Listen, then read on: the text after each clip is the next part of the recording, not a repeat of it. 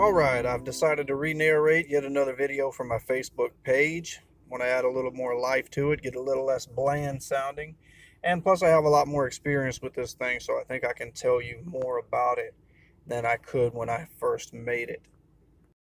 Now when I first got this kayak, I took it out a couple of times and just wasn't impressed with it. Whenever you'd start paddling and you'd slow down, it would start turning you in circles, and you definitely cannot fish like that, much less keep up with somebody in a faster kayak. So I knew I had to make some kind of an adjustment. So I got online, I looked around, and I saw a lot of people making these DIY SKEGs, but nobody was really giving instructions. Now this will not be a video of exactly how to put a DIY SKEG on your kayak, because you might not have the same kayak. So there's not going to be a whole lot of measure this to that length and do this. But if you're pretty good at eyeballing things and kind of figuring out what I'm doing, then this will definitely get you pointed in the right direction. That's how I had to approach it. So the first thing you want to do is take a look at your kayak and kind of imagine how you want to put this thing together, and see if there's going to be any obstacles or anything that you change about it, and then maybe make you a rough sketch of it up. I knew that I don't carry this black cargo container in the back. I keep a cooler in there, so I knew that I would have to compensate for height with that.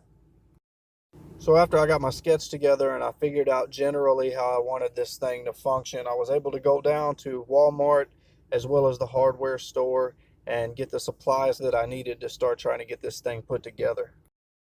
Now, in order for this design to work, a piece of PVC has to go through this four-way connector, and when it's all together, it has to be able to move freely inside of that connector without making this horrible squeaking sound.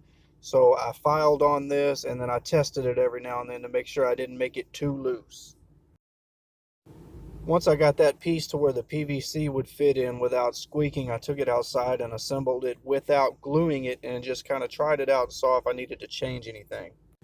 The original idea called for a cutting board to be used for the rudder, but instead I went with this paddle because it seemed a lot more solid and there was a lot less depending on glue that I had to do. I was able to fashion this inside of the PVC and use screws.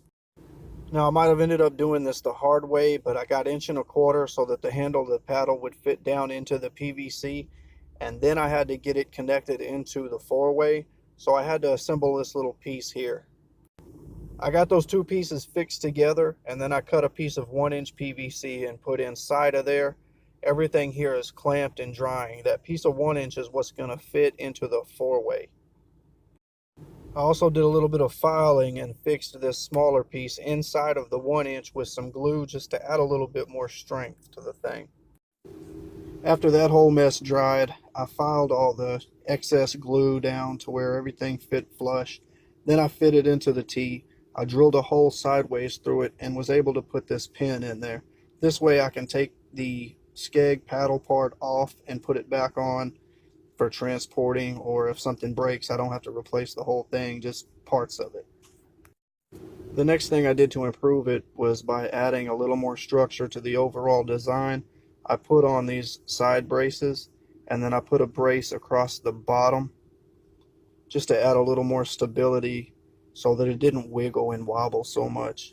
While it was all lined up exactly the way I wanted it, I used a permanent marker to make markings on these fittings so that I could fit this all back together exactly the way that I had it lined up. Then I disassembled it and laid it out exactly how I was going to fit it together piece by piece so that there was no confusion while I glued it back together. Once all the glue dried, I was able to paint it, and then on the paddle I actually used Flex Seal just to add a little more waterproofing to it. Then I secured it with these wire conduit strap brackets that I got at the hardware store. Later on I'll go back and seal these holes. I just didn't yet because I wanted to test it out first. So I was able to do the test run. I took it out and it did exactly what I needed it to do. Kept the kayak straight. It actually went a lot faster while paddling because you didn't have the back end doing a fishtail and then trying to correct it. You were just straight up going forward. So it did really well, and I'm definitely happy with it. I'd say probably the only con to it is that the kayak is much harder to turn now. However, you can compensate for that by just adjusting the way you paddle. Like for instance, if you want to take a right, you'll dig in on the left, and then you'll kind of dig backwards on the right, and it'll turn you a little bit better. I don't think it's anything I'm going to have an issue with, and I think that the juice is worth the squeeze on this, because I'll be able to ease into the spots I want to quietly and not scare all the fish before I have a chance to even throw my lure out.